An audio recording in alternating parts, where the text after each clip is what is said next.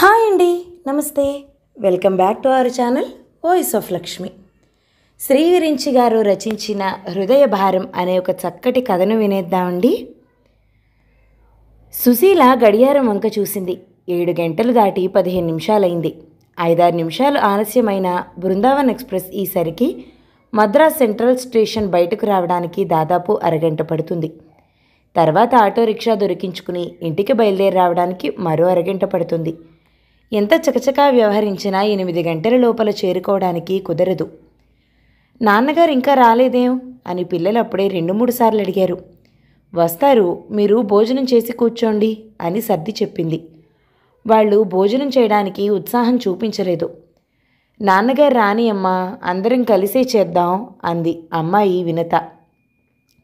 వాళ్లను తొందర చేయటం ఇష్టం లేక అలానే కూర్చుండిపోయింది సుశీల. కుర్రవాడు ఆటబొమ్మలతో ఆడుకుంటున్నాడు. అయినా వాడి ధ్యాసంతా వీధి గుమ్మం వైపే ఉన్నదని సుశీలకు తెలుసు. నీకేం హోంవర్క్ లేదా? ఏదైనా పాఠం అర్థం కాకపోతే అడుగు, చెప్తాను అంది సుశీల. నా హోంవర్క్ అంతా బడి నుంచి రాగానే చేసేసుకున్నానుగా. రేపొద్దున టెస్ట్ ఉంది. తెల్లవారాక ఒక్క అరగంట చదువుకుంటే చాలు. ఇప్పుడేం పుస్తకాలు వద్దమ్మా అంది వినత ముద్దుగా. దానికి నిండా 7 ఏళ్ళు లేవు. అయినా బోలెడని పుస్తకాలు చదువుతుంది. దాని శ్రద్ధ, ఆసక్తి చూస్తే సుశీలకు ముచ్చటేస్తుంది. టెలివిజన్లో ఏదో ప్రోగ్రాం ఇప్పుడే ప్రారంభమైంది. చిన్నపిల్లల డాన్స్. 3 ఏళ్ల రవి ఆటబొమ్మలు ఒకవైపుకు నెట్టేసి టెలివిజన్ ముందుకు వచ్చి కూర్చున్నాడు. వినత సరే డాన్స్ చూస్తూ కుదురుగా కూర్చోలేకపోతుంది. తనకు కూడా అలా వయ్యారంగా డాన్స్ చేయాలని ఉంది. తల్లి వంక చూసింది. ఇలాంటి ప్రోగ్రాం వచ్చినప్పుడు శ్రద్ధగా చూడాలి, కానీ మనం కూడా పిచ్చిగంతులు వేయకూడదు అంటుంది సుశీల పిల్లలతో. తల్లి కోప్పడుతుందేమోనని భయంతో వినత కుర్చీకి అంటుకుపోయి కూర్చుంది. కానీ మనసంతా నెమలి పురివిప్పి ఆడుతున్నట్లు డాన్స్ చేస్తూనే ఉంది. చిన్నపిల్లల డాన్స్ అయిపోయింది. వార్తలు మొదలయ్యాయి. సుశీల టెలివిజన్ ఆఫ్ చేసింది. నాన్నగారు ఇంకా రాలేదేం అడిగాడు రవి. వాళ్ళ కళ్ళ మీదకు నిద్ర కూరుకు రావడం స్పష్టంగా కనిపిస్తోంది సుశీలకు. వస్తారు, అంత దూరం నుంచి రావాలా మరి అంది వినత ఆరిందాల. రైల్లోనేగా వచ్చేది, నడిచొస్తారా ఏం అన్నాడు రవి. సుశీల నవ్వుకుంది. పిల్లల సంభాషణ తమాషాగా అనిపిస్తుంది ఆమెకు. వాళ్లకు మనసులో ఆరాటం, ఉత్సాహం ఎక్కువగా ఉంటాయి. పోనీ మీరిద్దరూ అన్నం తినేయండి అంది సుశీల. పిల్లలు రెస్పాండ్ అవ్వలేదు. నాన్నగారి ఇంటికి వచ్చాక ఇంకా ఆలస్యం అయిపోతుంది కదా, స్నానం అది చేసి కానీ భోజనానికి కూర్చోరు. మీరు తినేసేయండి అంది మళ్ళీ. అమ్మా, నాకేం తెస్తారంటావు నాన్న బెంగళూరు నుంచి అడిగాడు రవి. ఏమో చూద్దాంగా. నువ్వేమడిగావు? ఏమీ అడగలా. అయినా నాన్న ఏదో ఒకటి తెస్తారుగా నాకు అన్నాడు వాడు ఎంతో ధైర్యంగా. నేను మాత్రం జెమ్స్ ప్యాకెట్ తెమ్మని చెప్పాను అంది వినత. జెమ్స్ ప్యాకెట్లు ఇక్కడ కూడా దొరుకుతాయిగా, అక్కడి నుండి తీసుకురావడం ఎందుకు? నాన్నగారికి బజారుకు పోవడానికి, ఏమన్నా కొనడానికి టైం ఉండదుగా ఎప్పుడు. అందుకని బృందావనంలోనే అమ్మే జెమ్స్ ప్యాకెట్ కానీ పాలకోవాలు కానీ తెస్తారు. అందుకని అవే తెమ్మని చెప్పాను అంది వినత జవాబుగా. పిచ్చి పిల్ల అనుకుంది సుశీల మనసులోని. ఎక్కడికక్కడ సరిపెట్టుకోవడం తనలాగే ఇప్పటి నుంచి అలవాటవుతున్నాయి దీనికిను. అలా ఉంటేనే జీవితంలో సుఖపట్టం కుదురుతుంది. ఆనందరావు దాదాపు ప్రతీ నెల బెంగళూరు వెళతాడు. ఒక్క శని ఆదివారాలలో. అక్కడ ఉద్యోగం మానేసినా ఇంకా ఏవో పనులు అతనికి అట్టే ఉండిపోయాయి. శనివారం ఉదయం బృందావనంలో వెళ్ళి ఆదివారం సాయంకాలానికి తిరిగి వచ్చేస్తారు. తన ప్రయాణాలకు బృందావన్ ఎక్స్ప్రెస్ ఎంతో అనుకూలంగా ఉన్నదని మురిసిపోతాడు ఆనందరావు. శనివారం సాయంకాలం, ఆదివారం ఉదయం తను హాజరు కావలసిన మీటింగ్లు చూసుకుని సాయంకాలానికల్లా వచ్చి కుటుంబంతో చేరుకోవటం అతనికి ఎంతో హుషారుగా ఉంటుంది. నడి వయసులో పడ్డ ఆనందరావుకు ప్రయాణాలతో చిరాకు లేదు, ఉత్సాహము లేదు. నిజానికి ఏదైనా పని ఉంటే తప్ప ఎక్కడికి కదిలే స్వభావం కాదతనిది. కానీ ప్రతిసారి ప్రయాణం ముగించి వచ్చిన తర్వాత అక్కడి సంగతులన్నీ అతి హుషారుగా, విపులంగా చెప్తాడు సుశీలకు. పిల్లలు వేసే ప్రశ్నలకు కూడా విసుక్కోకుండా సరళంగా జవాబులు చెప్తాడు. అతని కబుర్లు వింటూ ఉంటే తాము కూడా ప్రయాణం చేసినట్లే ఉంటుంది కుటుంబానికి అంతటికి. బహుశా ఈ కబుర్లు అప్పటికప్పుడే వినటానికి కావున పిల్లలు నిద్రపోకుండా కనిపెట్టు కూర్చుంటారు అనుకుంది సుశీల. ఈ విషయాలన్నీ సమాలోచించుకుంటూ కూర్చుంటే అప్పుడే 9 గంటలైపోయింది. రవి సోఫాలో నిద్రకు ఒరిగాడు. వినిత పత్రిక పుటలు తిప్పుకుంటూ కాలక్షేపం చేస్తుంది. సుశీల రవిని లేపింది. వినిత పైకి తేలటం లేదు, కానీ దానికి నిద్ర ముంచుకొస్తుందని సుశీలకు అర్థమైపోయింది. ఇక ఊరుకుంటే లాభం లేదు. మరీ ఆలస్యం అయిపోతే ఆరోగ్యానికి భంగకరం కనుక పిల్లలిద్దరికీ అన్నం పెట్టేయాలనుకుంది. పిల్లలు ఈ మారు ఏమీ బెట్టి చేయలేదు. వాళ్ల భోజనాలు చేయించి పక్కలు దులిపేసి పడుకోబెట్టి సుశీల మళ్ళీ డ్రాయింగ్ రూమ్లోకి వచ్చింది. ఆయన గారు ఇంకా రాలేదని చెప్పమా అంటూ మళ్ళీ ఆలోచనలలో మునిగిపోయింది. ఒకవేళ బయలుదేరలేదా ఏమిటి? బయలుదేరకపోవడానికి కారణమేమీ కనపడలేదు. పని కాకపోవటం అంటూ ఉండదు. 12 గంటలు అయ్యేప్పటికల్లా మీటింగ్ అయిపోతుంది. తర్వాత భోజనం చేసి 1 గంట విశ్రాంతి తీసుకుంటూ ఎవరైనా స్నేహితులు కబుర్లు చెప్తూ ఉంటే వింటూ కూర్చుంటానంటారు. సరాసరి రైల్వే స్టేషన్కు వెళ్ళటమును, రైలు ఎక్కడమును. టికెట్ కొనుక్కునే పని కూడా లేదు. పోను రాను ఒకే మారు మద్రాసులోనే ముందుగా తీసుకుంటారు. ప్రయాణంలో ఎప్పుడు చివరి నిమిషం దాకా ఏర్పాట్లు చేసుకోకుండా కూర్చోవడం ఆనందరావుకు ఇష్టం కాదు. ప్రతిదీ నియమ ప్రకారం తూచినట్లుగా ఏ స్టెప్కు ఆ స్టెప్ ముందుగా చేసేసి కూర్చుంటాడతను. జీవితంలో శ్రమ పట్ల అతనికి అంత ఇష్టం. తనే కాదు, తనకు సంబంధించిన వాళ్ళందరూ ఇలాగే ఉండాలని, ఎంత కష్టమైన పనైనా సజావుగా నిర్వహించటానికి ఇదొక్కటే మార్గమని ఆనందరావు అప్పుడప్పుడు చిన్న సైజు ఉపన్యాసాలు కూడా ఇస్తూ ఉంటాడు. రైలు రావటం ఆలస్యమైతే తప్ప అతనెప్పుడూ దాన్ని మిస్ చేయడు. సుశీల నవ్వుకుంది ఈ సంగతులన్నీ గుర్తుకొచ్చి. నిద్రపోతున్న పిల్లల వంక ఆప్యాయంగా చూసొచ్చింది. ఈ పిల్లలను పెంచటం, పెద్ద చేయటం, వాళ్లకు జీవితం సరిగా అర్థమయ్యేట్లు విద్యాబుద్ధులు నేర్పటం, ఇదంతా సంసార బాధ్యత. దీన్ని చక్కగా నిర్వహించటంలోనే ఉంది మన చాకచక్యం.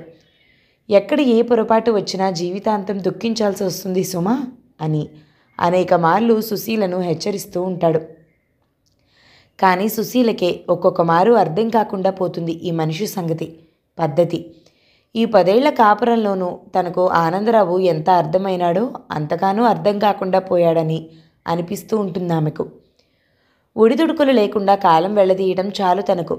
అతనికి మాత్రం అంతే చాలదు, ఇంకేదో కావాలి. అలాగా అతను కానిదానికని లేనిదానికని పరుగులు తీస్తున్నాడని సుశీల అనుకోదు. రోడ్డు మీద ఏ ఆటో పోతున్నట్టు శబ్దమైనా సుశీల వీధి వైపు దృష్టి సారిస్తుంది. వరండాలో దీపం వెలిగించే ఉంటుంది. మరీ రోడ్డుకు దగ్గరగా ఉన్న ఇల్లు అవ్వటం వల్ల అన్ని వాహనాల చప్పుళ్ళు వినిపిస్తాయి. ప్రతి ఆటో, ప్రతి కారు తమ ఇంటి ముందే ఆగుతున్నట్లుగా అనిపిస్తుంది. తీరా అవి ఇల్లు దాటిపోవటంతోటే నిట్టూర్పు విడవాల్సి వస్తుంది. వాటిని గమనించకుండా ఉండటానికి ప్రయత్నించినంత వరకు పోతోంది ధోరణి. డోర్ బెల్ మోగేసరికి ఉలిక్కిపడి లేచింది సుశీల. యాదృచ్ఛికంగా గడియారం వంక చూస్తూ వీధి గుమ్మం వరకు పరిగెత్తింది. 9:30. తలుపు తీయటంతోటే ఆనందరావు చేతిలో బ్రీఫ్ కేసుతో నిలబడ్డాడు. వచ్చేశారా అంది ఆనందంతో పెళ్ళుబికిపోతూ. రాక ఏమవుతాను అంటూ షూస్ విప్పుకుంటూ కూర్చున్నారు. రైలు ఆలస్యమైందా బాగా? అబ్బే, 1 అరగంట ఆలస్యం అంతే. కానీ ఇంకో గొడవలో చిక్కుకుపోయి ఇంతసేపు అయింది. పిల్లలేరి నిద్రపోయారా? పోనీలే, లేపకు. ఈ మారు వాళ్ళ కోసం మంచి పుస్తకాలు తెచ్చాను. నింపాదిగా చూపిస్తానులే రేపు. నువ్వింకా భోజనం చేయకుండా కూర్చున్నావు కదూ? ఎంత? 5 నిమిషాల్లో వచ్చేస్తాను, వడ్డించేయి అన్నారు బాత్రూంలోకి హడావిడిగా వెళుతూ. ఆనందరావు బెంగళూరు సిటీ స్టేషన్కు వచ్చేటప్పటికి ఇంకా రైలు రాలేదు. లెక్క ప్రకారం అయితే ఈసరికి అది మద్రాసు నుంచి వచ్చి తిరుగు ప్రయాణానికి సంసిద్ధం అవుతూ ఉండాలి. ప్లాట్ఫారం జనంతో కిటకిటలాడుతుంది. ప్రయాణికులంతా సామాన్లు పరుచుకుని హడావిడిగా వచ్చారు. అతను ఎంక్వైరీ చేయగా బృందావనం అరగంట లేట్ అని చెప్పారు. అరగంటకు ఇంకో అరగంట కలుపుకుంటే మరో గంట గడిస్తే తప్ప తనకు బెంగళూరు నుంచి మోక్షం లేదన్నమాట. ఈ గంటసేపు ఇలా ఖాళీగా ప్లాట్ఫారం మీద దేవురిస్తూ నిల్చునే బదులు ఇంకెవరినైనా చూసి రావచ్చు. స్టేషన్కు మల్లేశ్వరం బాగా దగ్గర, 10 నిమిషాల్లో వెళ్ళి రావచ్చును. మల్లేశ్వరంలో తన స్నేహితుడు అర్జునరావు ఉన్నాడు. వెళ్ళి చూసొస్తే సంతోషిస్తాడు. అతన్ని చూసి కూడా 6 నెలలు దాటింది. అసలు బెంగుళూరు వచ్చినప్పుడల్లా తమ ఇంట్లోనే దిగమని, కలుసుకోకుండా వెళ్ళొద్దని మరీ మరీ చెప్తూ వస్తున్నాడు. అయితే తనకు మీటింగ్లకు దగ్గరగా ఉండదని, స్నేహితులతో కబుర్లు పెట్టి కూర్చుంటే తను చేయవలసిన పని గట్టెక్కుతుందని ఇన్నాళ్ళు అతనికి ముఖం చాటు చేస్తూ వచ్చాడు. పోనీ ఇప్పుడు గంట సమయం దొరికింది కనుక వెళ్ళి ముఖం చూపించొస్తే బాగుంటుంది అనిపించింది. ఆనందరావు వెళ్ళేసరికి అర్జునరావు ఇంట్లోనే ఉన్నాడు. అతనికంటే పిల్లలు మామయ్య వచ్చారని మరో సంతోషించారు. వాళ్ల కోసం క్యాడ్బరీ చాక్లెట్లు కొనుక్కుని మరీ వెళ్ళాడు కదా. ఆనందం, నువ్వు చేసే పనేం బాగుండలేదు అన్నాడు అర్జునరావు. అర్జున్, ఆ మాట అలా ఉంచు. నేను ఇక్కడ కూర్చున్న కాసేపు నిష్ఠూరాలు వల్లించకుండా ఏవైనా ఉపయోగించే సంగతులు మాట్లాడు. నాకు మాత్రం స్నేహితులతో సరదాగా గడపాలని ఉండదా ఏమిటి? కుదరదు, ఏం చేయమంటావు? ఇప్పుడైనా రైలు వాళ్ల పుణ్యమా అని ఇటు రాగలిగాను అంటూ ఆనందరావు అతనితో సంభాషణలో మునిగిపోయాడు. వాళ్ళు మాట్లాడుకుంటూ ఉండగా అర్జునరావు ఇంటి మేడ మీద ఆసామి వచ్చాడు. ఆనందరావుకు అతనితో ముఖపరిచయం తప్ప ఇంకేం లేదు. మీరు దేవుళ్లా వచ్చారనుకుంటాను, మాకు ఉపకారం చేసి పెట్టాలి అని ఆనందరావు చేతులు పుచ్చుకున్నాడాయన. ఆనందరావుకు విషయం ఏమిటో తెలియక ఉక్కిరి బిక్కిరి అయ్యాడు. నా వల్ల కావలసిన పనే ఉంటుంది అని మనసులోనే అనుకుంటూ, పైకి మాత్రం మీరు ఇంత ఇదిగా చెప్పాలా, అదేమిటో చెప్పండి అన్నాడు. మా ఇందిర అర్జెంటుగా మద్రాసు వెళ్ళాలి, తోడు లేకుండా ఎప్పుడూ ప్రయాణం చేయలేదు. నాకేమో బయలుదేరాలంటే కుదరకుండా వస్తుంది. 4 రోజులుగా ప్రయాణం వాయిదా పడిపోయి అక్కడి నుంచి కబురు మీద కబురు వస్తున్నాయి. మీరు శ్రమ అనుకోకుండా ఆమెను మద్రాసు తీసుకువెళ్ళాలి మీతో పాటు. మీ మేలు మరువలేం అన్నాడాయన. ఆనందరావుకు ఏమీ అర్థం కాక అర్జునరావు ముఖం వంక చూశాడు. ఆ ముఖంలో అతనికేమీ సందేశం దొరకలేదు. నేను స్టేషన్ దాకా వచ్చి అకామిడేషన్ సంగతి చూసుకుంటాను. ఆ విషయం మీరేం శ్రమ పడక్కర్లేదు. మీరు అంటే ఇప్పుడే ట్యాక్సీ తీసుకొస్తాను. మరే 10 నిమిషాల్లో మీరు ఎలాగో బయలుదేరుతున్నారు కనుక ఈ చొరవ తీసుకుంటున్నాను. మీకు మీ అర్జునరావు ఒకటి, నేను మరొకటి అనుకోకండి అంటూ ఉక్కిరి బిక్కిరి చేయసాగాడు. ఆనందరావుకు అనక తప్పలేదు. అయినా ఇందులో తనుపడే శ్రమ ఏమీ లేదు కనుక పోనీలే పాపం అనుకున్నాడు. అన్నట్లుగానే 10 నిమిషాలలో టాక్సీ వచ్చి ఇంటి ముందు ఆగింది. ఆనందరావు స్నేహితుడికి గుడ్ బై చెప్పి కూర్చున్నాడు. వెనక సీట్లో ఇందిర, మేడ మీద ఆసామి కూర్చున్నారు. వాళ్ళు స్టేషన్కి వచ్చేసరికి బృందావనం ప్లాట్ఫారం మీద విడిసి ఉంది. ఆనందరావు తన కంపార్ట్మెంట్కు నింపాదిగా నడిచాడు. ఆమె కూడా అతన్ని అనుసరించింది. 5 నిమిషాల్లో ఆయన టికెట్తో సహా వచ్చి వాళ్లను కలుసుకున్నాడు. మీ సీట్ దగ్గరే ఏర్పాటు చేస్తాను అన్నాడు. ఆ సీట్ అలాట్ అయిన మనిషితో మాట్లాడి మార్పిడి సంపాదించాడు. ఈయన మొత్తం మీద కాలాంతకుడే. చివరి క్షణంలో బృందావన ఎక్స్ప్రెస్లో టికెట్ సంపాదించడమే కాకుండా అవలీలగా తనకు అనుకూలమైన సీట్ కూడా సాధించాడు అనుకున్నాడు ఆనందరావు. నేనిప్పుడు ఇంటికి వెళ్ళగానే మా తమ్ముడికి టెలిఫోన్ చేస్తాను. ట్రంక్ కాదులేండి, ఎస్టీడీలో మాట్లాడి వాడిని స్టేషన్కు వచ్చి మిమ్మల్ని కలుసుకోమంటాను అన్నారాయన ఆనందరావుతో. మద్రాసు చేరుకునేటప్పటికీ బాగా చీకటి పడిపోతుందా అని అడిగిందామె. నువ్వేం బెంగ పెట్టుకో, మాకు 7:30, 8 అవుతుంది అంతే. వాడొస్తాడుగా స్టేషన్కు. ఆనందరావు గారు ఉండనే ఉన్నారు. ఫ్లాస్క్ నిండా టీ పోసుకున్నావు కదా, అంత ఆయాసంగా ఉంటే కూల్ డ్రింక్స్ ఏమన్నా పుచ్చుకో. అవి రైల్లోనే సర్వ్ చేస్తారు. ఇదిగో అరటిపళ్ళు అస్తం ఈ బాస్కెట్లోనే ఉంది కదూ. ఇదిగో నీ టికెట్టు. మరి నేను వెళ్ళొస్తాను. నీవు ఇంటికి చేరుకోగానే తమ్ముడిని నాకు టెలిఫోన్ చేయమని చెప్పు. అప్పటికి కానీ నాకు మనసు తెరిపవదు. అయినా నాకేమంత గాబరా లేదనుకో. ఆనందరావు గారు ఉన్నారు కదా. ఇంకొస్తాను నేను. వస్తానండి ఆనందరావు గారు. మీ సహాయానికి సహస్ర థ్యాంక్స్. సమయానికి మీరు దేవుడే అనుకుంటున్నాను. శ్రమకు మన్నించండి. వస్తాను అంటూ ఆయన అప్పగింతలు చెప్తూ ఉండగానే రైలు కూత వేసి బయలుదేరింది. ఆనందరావు తన సీట్లో ఒదిగి కూర్చున్నాడు మర్యాద కోసం. ఇందిరతో పాటు సామాను కూడా భారీగానే ఉంది. పెద్ద సూట్ కేస్, పళ్ళబుట్ట, పుస్తకాల ప్యాకెట్లు 2, ఎయిర్ బ్యాగును. ఇవన్నీ కాక ఆమె కూర్చునేందుకు పెద్ద డన్లప్ దిండు. ఈ దిండు మొత్తం సీటును సగం ఆక్రమించేసింది. ఎంత ఒదిగి కూర్చున్నా ఆనందరావుకు ఈ దిండు కొంత ఆశ్రయం కాక తప్పలేదు. రైలు బయలుదేరిన తర్వాత ఆనందరావు తన బ్రీఫ్ కేసులో నుంచి పుస్తకం బయటకు తీసి కూర్చున్నాడు. జనం కోలాహలం సద్దుమణిగిన తర్వాత చదువుకుంటూ కూర్చుంటే సరిపోతుంది. పుస్తకాలు చదవడం అతని వృత్తి. ప్రతి ప్రయాణంలోనూ ఓ మాదిరి సైజు పుస్తకాలు 4 అయినా చదివేస్తాడు. సమయానికి తనకు కావలసిన పద్ధతిలో మలుచుకోవటం ఆనందరావుకు తెలిసినట్టుగా ఇంకెవ్వరికీ తెలియదనే చెప్పాలి.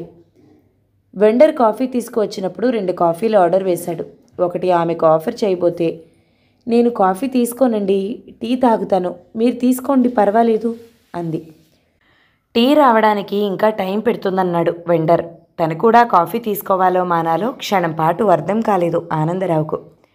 అతను తటపటాయిస్తుంటే, పర్వాలేదు మీరు తీసుకోండి, నాకు కాఫీ పడదు అందుకని నవ్వుతూ చెప్పింది.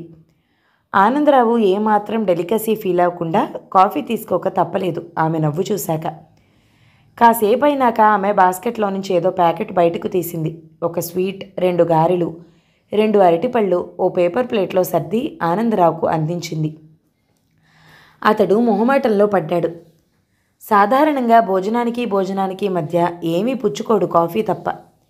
ఘనపదార్థాలు అసలే తనకు చుక్కెదురు, అందులోనూ ప్రయాణం చేస్తున్నప్పుడు. అబ్బే నాకొద్దండి, మీరు తీసుకోండి అన్నాడు. అట్లా అంటే ఎట్లా, పర్వాలేదు అందామె. నేను అంత తీసుకోలేండి, నాకు పడవవన్నీ. మరీ విచిత్రంగా చెప్తారు, స్వీట్ పడని వాళ్ళు ఉంటారా? మరేం బిడియం వద్దు, నాకు కాఫీ వంటికి పడదు కనుక ఇందాక వద్దన్నాను, మీరు తీసుకోకపోతే నేను తినలేను. ఇందా అంది ఆమె బలవంతంగా అతని చేతుల్లో పెడుతూ. ఆనందరావుకు సీన్ క్రియేట్ చేయడం ఇష్టం లేదు. ప్లేట్ అందుకున్నాడు. అతను అమిత మొహమాటంగా స్వీట్ తినడం పూర్తి చేయడంతో ఆమె ఇంకో స్వీట్ ఇస్తాను అంది. ఆనందరావు తన ప్లేట్ దూరంగా జరుపుకున్నాడు. ఆమె ముక్క అందులో వేయడానికి ముందుగానే. అయ్యో అంది ఆమె. వద్దండి, ఎక్కువైతే కష్టం, పోనీ ఇంకో అరటిపండు తినండి. తీసుకోక తప్పలేదు ఆనందరావుకు. మీరు సమయానికి రాబట్టి సరిపోయింది కానీ. అబ్బే నేను చేసిందేముందండి అన్నాడు. మీరేం చేస్తూ ఉంటారు మద్రాసులో అడిగింది. ఆనందరావు చెప్పాడు. అలాగా, చాలా సంతోషం అంది ఆమె. అతను మళ్ళీ పుస్తక పఠనంలో మునిగిపోవటంతో ఆమె ఇంకేమీ డిస్టర్బ్ చేయకుండా ఉండిపోయింది. 2 రోజులుగా నిర్విరామంగా పనిచేసినందువల్ల, ప్రయాణ అలసట వల్ల అతనికి నిద్ర కళ్ళ మీదకు కూరుకు వచ్చినట్లయింది. చదవటం మీద శ్రద్ధ అనటం లేదు. అతనికి గమనం లేకుండానే నిద్రలో పడిపోయాడు. రైలు కుదుపుకు మెలకు వచ్చినప్పుడు మాత్రం చూసుకుంటే తన తల ఆమె భుజం మీద ఒరిగి ఉంది. ముంజేయి ఆమె వడిలో వాలి ఉంది. సీట్లో సర్దు కూర్చుని ఆమె ఏమనుకుంటుందోనని భయపడుతూ, క్షమించండి, నిద్రలో నాకు తెలియలేదు అన్నాడు. పర్వాలేదులేండి అంది ఆమె చిరునవ్వుతో, ఇదేం పెద్ద విషయం కానట్లుగా ముఖం పెట్టి. అయినా ఆనందరావుకు చాలా సిగ్గనిపించింది. తను ఏదైనా ప్రయత్నం చేసి నిద్రలో కూరుకుపోకుండా ఉండాలి అనిపించింది. పైకి అలా అన్నారు కానీ ఆమె మనసులో ఏమనుకున్నారో. తన వల్ల జరిగిపోయిన పొరపాటుకు ఆనందరావు మనసులోనే కుమిలిపోయాడు. పైకి మాట్లాడవలసిన సంగతి కాదు. ఉన్నట్లుండి ఆమె శ్వాస పీల్చడంతో ఆయాసపడుతున్నట్లు అనిపించింది ఆనందరావుకు. తనలాగే ఆమె కూడా మనసులో ఏమైనా ఆరాటపడుతుందేమో అనుకున్నాడు. తను చేయగలిగింది ఏమీ లేదు. టీ కుర్రవాడు వస్తే ఇద్దరూ టీ తాగారు. వేడివేడి టీ తాగితే నాకు కాస్త రిలీఫ్గా ఉంటుంది ఆమె అంది. ఇందాకటి ఆయాసం కాస్త తగ్గినట్లు అనిపించింది ఆనందరావుకు. కానీ ఈ రిలీఫ్ 15 నిమిషాల కన్నా ఎక్కువసేపు పనిచేయలేదు. ఉన్నట్లుండి ఆమె ఎక్కువగా వగరుస్తూ సీట్లో అతలాకుతలం అయిపోతున్నట్లు అనిపించింది. ఆనందరావు ఏమీ తోచకుండా అయిపోయింది. ఏమండి, ఏమైంది అన్నాడు ఆదుర్దాగా. దయచేసి ఆ సూట్ కేస్ తీసి దాంట్లో మందు సీసా ఉంది అందుకోండి అంది. సూట్ కేస్ తాళం వేసి ఉంది, తాళం చెవి ఎక్కడా అనుకుంటూ ఉండగా ఆమె తన చేతిలోని పర్స్ వంక చూసింది. ఇవ్వండి అన్నాడు. ఆమె చెయ్యి కదపలేకపోయింది. నోట్లో నుండి మాట కూడా బయటపడటం లేదు. తీసుకోండి అంది అమిత ప్రయాసతో. ఆనందరావు ఆమె తొడ మీద ఉన్న చేతి పర్స్ తీసుకుని అందులోని తాళాల గుత్తి బయటకు తీశాడు. ఆ గుత్తిలో నుంచి సూట్ కేస్ తాళం చెవి ఏదో గమనించడం కష్టం కాలేదు. సూట్ కేస్ ప్యాకెట్లో ఉన్న మందుల ప్యాకెట్లు ఆమె సూచన మీద బయటకు లాగాడు. ఆ రంగు క్యాప్సూల్ ఒకటి తెల్ల మాత్ర ఒకటి త్వరలో యువతలకు తీయండి అంది ఆమె ఇంకా రుప్పుతూనే. ఆనందరావు అలాగే చేశాడు. ఆమె చెయ్యి ముందుకు చాపబోయింది అవి అందుకునేందుకు. కానీ నిస్సత్తువుగా చెయ్యి వడిలోనే వాలిపోయింది. ఆనందరావు అయోమయంలో పడిపోయాడు. కాస్త మంచినీళ్ళు అందుకోండి త్వరగా. బాస్కెట్లో నుంచి నీళ్ల సీసా తీసి గ్లాసులో ఉంచాడు. ఆ 2 మాత్రలు నా గొంతులో వేయండి. ఏమాత్రం ఆలోచించకుండా ఆ పని చేశాడు ఆనందరావు. వెంటనే గుక్కెడు నీళ్లు కూడా పట్టించాడు. ఆమె చెయ్యి ముందుకు కదిపి అతని ఎడమ చేతిని గట్టిగా పట్టుకుంది. ఆమె చెయ్యి వణికిపోతూ ఉండటం స్పష్టంగా తెలుస్తుంది. 2-3 నిమిషాలలోనే ఆయాసం కాస్త తగ్గింది. అమ్మయ్యా అనుకుని నిట్టూర్పు వదిలిందామె. మీకు శ్రమ ఇస్తున్నాను అంది మళ్ళీ. అతనికి ఏమీ అర్థం కాలేదు. సమాధానం చెప్పలేకపోయాడు. కాస్త గుండె మీద చేత్తో రాస్తారా? ఆనందరావు బిడియంగా ఉండిపోయాడు. నొప్పిగా ఉంది. కాస్త బరువుగా 4-5 సార్లు రాసుకుంటే తగ్గిపోతుంది. నాకు చెయ్యి స్వాధీనంలో లేదు. మీరేమనుకోకుండా గుండెల మీద రాయండి ప్లీజ్ అంది. ఆనందరావు ఇబ్బందిగా ఫీల్ అవుతూ ఆమె ఎదురు రొమ్ము మీద వేళ్లు ఆనించాడు. ఇంకాస్త పక్కకి, కిందికి, అలా, అలాగే 4-5 సార్లు గుండె వైపుకు రాయండి అంది. మంచి చెడు ఆలోచించుకునే వ్యవధి లేదు. ఆనందరావు ఆమె కోరిన ఉపచర్యలన్నీ చేశాడు. దాదాపు 1 పావుగంట 20 నిమిషాలు అయిన తర్వాత ఆమె కాస్తలో కాస్త మామూలు మనిషి అయింది. ఫ్రీగా ఊపిరి పీల్చి వదిలింది. అమ్మయ్యా ఇప్పుడు సర్దుకుందండి అంటూ ఆమె ఈ మారు తానే సూట్ కేస్ మూత ఎత్తి మందుల ప్యాకెట్ అందుకుని అందులో నుంచి ఓ ఎరుపు రంగు మాత్ర తీసుకుని తినగలిగింది. టీ వెండర్ వస్తే మరో మారు టీ తీసుకున్నారు. ఆర్కోణం స్టేషన్ దాటింది బృందావన్ ఎక్స్ప్రెస్. ఇంకెంతసేపు పడుతుందంటారు మద్రాసు చేరుకోవడానికి అంది ఆమె. ఆమె కళ్ళలో కూడా ఇందాక వచ్చిన మార్పులు, నీరసం తొలగిపోయాయి. ఇప్పుడు ఆమె నవ్వుతూ ఉంటే ఇంతసేపు ఏమీ జరగనట్లే అనిపించింది ఆనందరావుకు. అందుకనే ఒంటరి ప్రయాణం అంటే భయం. నేను వెళ్ళగలనన్నా ఇంట్లో వాళ్ళు నన్ను వెళ్ళనియరు. మీరు సమయానికి దేవుడిలా. పదే పదే అలా అని నన్ను చిన్నబుచ్చకండి. నేను చేసిందేముంది అన్నాడు ఆనందరావు. మంచివాళ్ళు ఎప్పుడూ అంతేలేండి అందామె.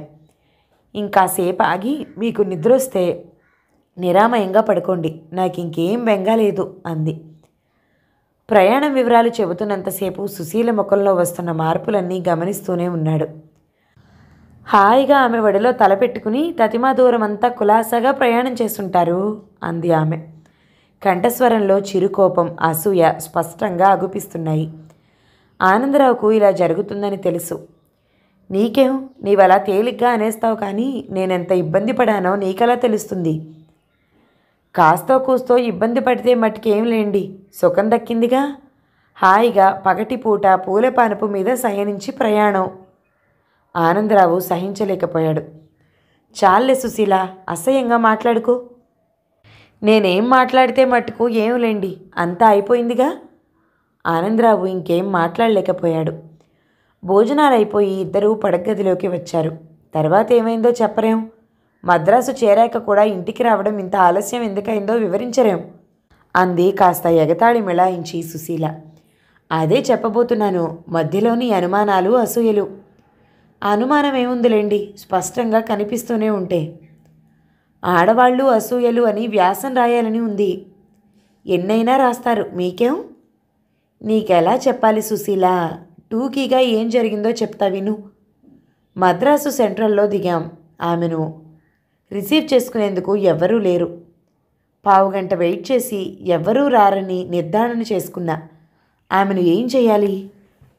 ట్యాక్సీ మాట్లాడి పెట్టండి, అడ్రస్ ఉంది, వెళ్ళిపోతాను అన్నది ఆమె. కానీ రాత్రి 8:30కు ఆమెను అలా తేలికగా, ఏమీ బాధ్యత లేనట్లుగా ఎలా వదిలేస్తాను? అవును, మరి ఎలా వదిలేస్తారు? సర్లేని హేళన. ఆమె దగ్గర టెలిఫోన్ నెంబర్ తీసుకుని స్టేషన్ నుంచి వాళ్ళ ఇంటికి ఫోన్ చేశాను. ఆ ఫోన్ చెడిపోయిందని, పిలుపు అందదని తెలుసుకునేందుకు పావుగంట పట్టింది. అప్పుడిక ఇంకేం మార్గం లేక ట్యాక్సీలో ఆమెను వేసుకుని వాళ్ళ ఇంటికి వెళ్ళాను. నయ్యం, ఇప్పటికైనా వచ్చారు. రాత్రంతా అక్కడ గడిపి తెల్లవారింటికి వద్దామనుకున్నారు కాదు. కొసాకు విను. ఎక్కడో అయినవరంలో వాళ్ళ ఇల్లు. ట్యాక్సీలు ఒకందట రావు. ఎలాగో అక్కడికి చేరుకున్నాం. తీరా అక్కడ ఏమైందనుకున్నావు? ఏదో అయ్యుంటుందిలేండి. వాళ్ళు ఊళ్ళో లేనే లేరు. ఇల్లు తాళం వేసి ఉంది. ఈరోజు ఉదయమే తిరుపతి వెళ్ళారట. తెల్లవారాక కానీ రావని చెప్పారట పక్కింటి వాళ్లతో. సుశీల ఉత్సుకతతో మెడసారించింది. ఆమెను ఏం చెయ్యాలా అని తటపటాయిస్తూ ఉండగా పక్కింటి ఆమె బయటికి వచ్చి, అయ్యో ఇందిరమ్మగారా, వచ్చారా, రండి రండి లోపలకు అని ఆమెను ఆహ్వానించింది. వాళ్లకు బాగా పరిచయం. ఆమె ఆ రాత్రంతా వాళ్ళింట్లోనే గడిపి తెల్లవారాక తమ మనవడు మనవరాలు తిరుపతి నుంచి తిరిగి వచ్చాక సురక్షితంగా అక్కడికి మారతానంది. పక్కింటి పిన్నిగారు, ఇందిరమ్మగారిని మేం వాళ్లకు సురక్షితంగా అప్పచెప్తాంలేండి, మీరేం బెంగ పెట్టుకోకుండా మీ ఇంటికి వెళ్ళండి అంది. ఆమె కూడా అలాగే అన్నాక నేను అయినవరం నుంచి మన ఇంటికి ఆటో చేసుకువచ్చాను. ఇప్పటికైనా రాగలిగానంటే ఎంతో తొందరగా వచ్చినట్లు లెక్క. ఈ 70 ఏళ్ల ముసలిదాన్ని ఏమీ శ్రమ అనుకోకుండా మద్రాసు చేర్చారు. మీకు చాలా పుణ్యం ఉంటుంది నాయనా అంది ఆమె. తెలుసా, కావాలంటే ఆ పుణ్యమంతా నీకు ట్రాన్స్ఫర్ చేస్తాను అన్నాడు ఆనందరావు సుశీల ముఖంలోకి గుచ్చి చూస్తూ. సుశీల ముఖకవళికలన్నీ మారిపోయాయి. ఇందాకటి నుంచి ఉన్న అసూయ మేఘాలు తొలగిపోయి మామూలు ప్రశాంతత ఆవరించింది. పాపం ఆ ముసలామెను ఇంత రాత్రిపూట అక్కడ వదిలేయకపోతే, పోనీ మన ఇంటికి తీసుకురాకపోయినారా? సరాసరి స్టేషన్ నుంచి రాత్రంతా ఇక్కడ ఉండి రెస్ట్ తీసుకుని రేపు మధ్యాహ్నం వాళ్ళ మనవడింటికి వెళ్ళేవారు కదా అంది సుశీల. కథ సమాప్తం. ఈ కథ గనక మీకు నచ్చినట్లయితే లైక్ చేయండి, షేర్ చేయండి, మంచి కామెంట్ చేయండి. మన ఛానల్ని తప్పకుండా సబ్స్క్రైబ్ చేయండి. Thank you so much for watching. నమస్తే.